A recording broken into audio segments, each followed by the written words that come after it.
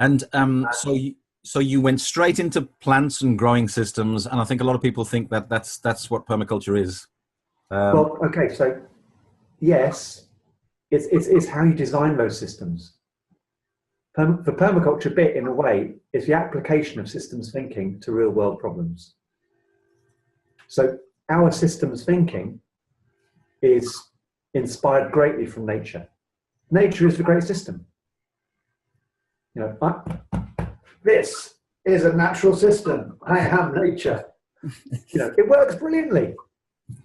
You know, billions of cells, bacteria, stuff which is me, stuff which isn't really me, all working together, all these systems and processes, autonomic, blah, blah, blah, blah, blah, central nervous, all systems. So it's all about relationships and how the output of one system becomes the input of another. And do you mean just for growing systems, or? No, I mean for anything and everything. So it's the great thing about principles as opposed to techniques is, I mean, techniques are brilliant, you know, so it's like, say, a type of gardening technique like mulching. It's fantastic, you know, it's really, really good for stopping the weeds, it really stops the evaporation coming off. It's a brilliant technique and it has a really great place. But I can't say, I want to make a sustainable city. I'll mulch it. You know, you can't just mulch a city and expect that to create the result you want. Techniques have got a limit. Whereas principles, they don't really tell you what to do. They help you think about the way you can do things. So principle of each, say, the cycling system, so cycling nutrients and resources, the outputs of one system becoming the inputs of another. That cycling principle, I can apply that principle at home when I'm making compost that goes into the veggie patch, which creates the vegetable, which comes into the kitchen, which I chop and make into compost. That cycle is an application of that principle, but I could use that same principle to create a kind of industrial ecology in West Yorkshire, where the output of some factories could be the input of another factory. The hot water, waste hot water from one factory becomes the input into a swimming pool. So it's, the principle can be applied at any scale and in any context. So permaculture really is a kind of a series of thinking tools in many ways, but it's more than that. It's a kind of, for me, I always go back to, well, let's make a permaculture cake to make it easy. So, you know, do you want to make a permaculture cake? So 3 ingredients. First one is an ethical framework. So ours is very simple, keep it simple. Earth care, people care, fair shares. Make sure that people have got, so basically, are we looking after the Earth's living systems and helping ensure that all species have got the opportunity to flourish?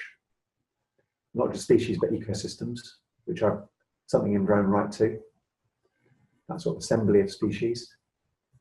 And the natural world. And then the people care is about making sure people have got that which they need to meet their own needs.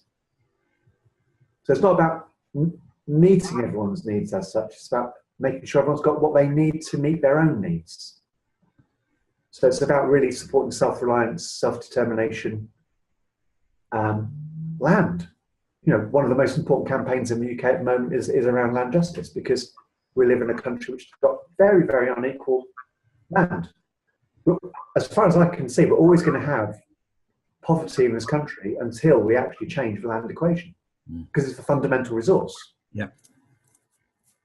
So people care is about ensuring people have the resources that they need in order to meet their own needs. And that could include information or as well as physical things. And then the fair shares bit is a bit like kind of, you know, justice on top of the Old Bailey, you know, sort of justice with the sword and the balance. Only the permaculture version has got 2 balances.